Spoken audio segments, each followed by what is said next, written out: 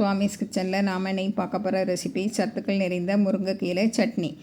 இட்லி, தோசை, சாதம், சப்பாத்தி கூட சாப்பிட ரொம்ப அருமையாக இருக்கும். இந்த சட்னி வச்சு சாப்பிட்டீங்கன்னா தோசை கூட 2 சாப்பிடலாம் போல் தோணும். அவ்வளோ ருசியாக இருக்கும். சுடு சாதத்தில் போட்டு சாப்பிட்டிங்களன்னா ரொம்ப ரொம்ப டேஸ்ட்டாக இருக்கும். இதை எப்படி செய்தலான்னு பார்த்துருவோம். நான் 2 கப்பு அளவு முருங்கை, அதாவது இலசான முருங்கையிலையே உருவி வச்சுருக்கேன். அதை நல்லா கழுவி தண்ணி போகிறதுக்காக வேண்டி நம்ம துவர வச்சிடணும்.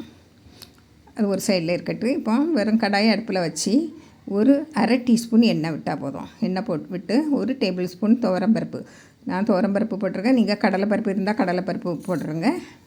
1 டேபிள் ஸ்பூன் உளுந்தம்பருப்பு போட்டு நல்லா வறுபட்டு வரட்டு.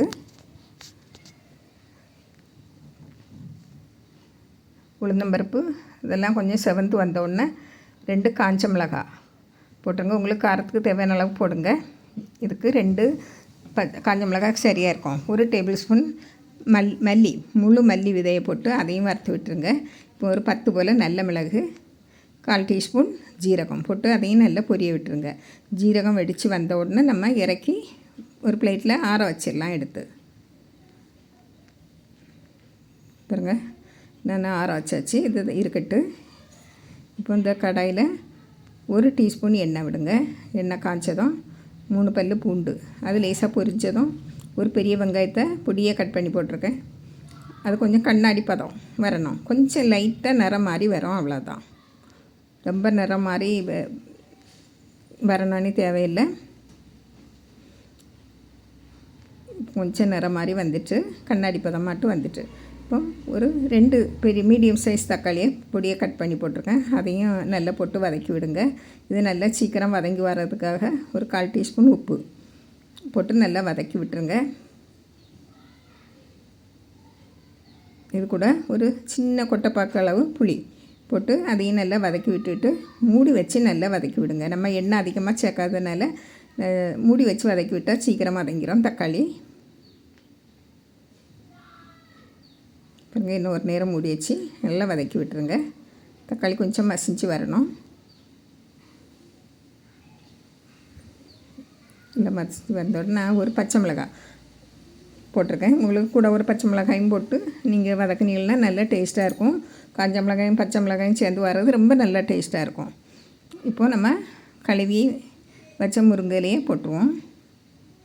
முருங்கையில் அதிகமாக இருந்த போல் தெரியும், ஆனால் வதங்கி வரைச்சுமே குறைவாக இருந்த போல் தெரியும்.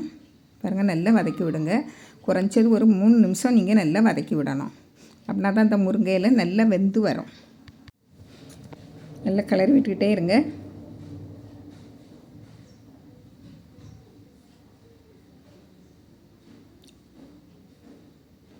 பாருங்கள், அடிக்கடி கிளறி விடணும். அப்படின்னா தான் அடி பிடிக்காமல் இருக்கும். நம்ம எண்ணெய் குறைவாக விட்டுருக்கோம்.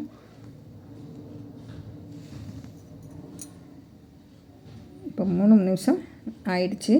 இப்போ 2 டேபிள் ஸ்பூன் துருவின தேங்காய், ஃப்ரெஷ்ஷான தேங்காய் போட்டு அதையும் கிளறி விட்டுருங்க. 1 நிமிஷம் கிளறி விடணும்.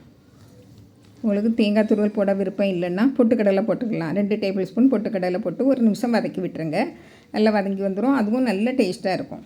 இப்போ இது நல்லா கம்மி வாசனை வந்தாச்சு. முருங்கையில் நம்ம பொரியல் வைப்போம் இல்லையா, அதே மாதிரி இது நல்ல வாசனை வந்தாச்சு. இதை இப்போ இறக்கி ஒரு பிளேட்டில் மாற்றி ஆற வச்சுக்குவோம். பாருங்கள், நல்லா ஆறட்டு.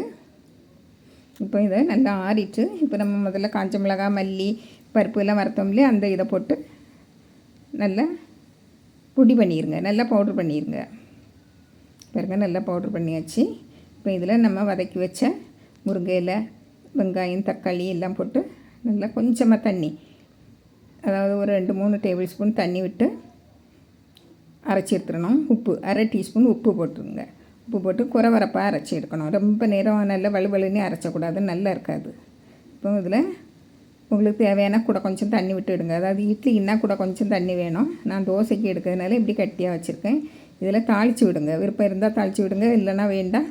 நல்லாயிருக்கும். தாளித்து விட்டால் இதோட நல்லா டேஸ்ட்டாக இருக்கும். பாருங்கள், நல்லா டேஸ்ட்டாக இருக்குது. அப்படியே சாப்பிட்டுக்கலாம் போல் இருக்குது. நான் தோசை கூட சாப்பிட்ருக்கேன். முறு தோசை கூட நீங்கள் வச்சு சாப்பிட்டு பாருங்கள். எத்தனை தோசைனாலும் சாப்பிட்டுக்கிட்டே இருக்கலாம் போல் தோணும்.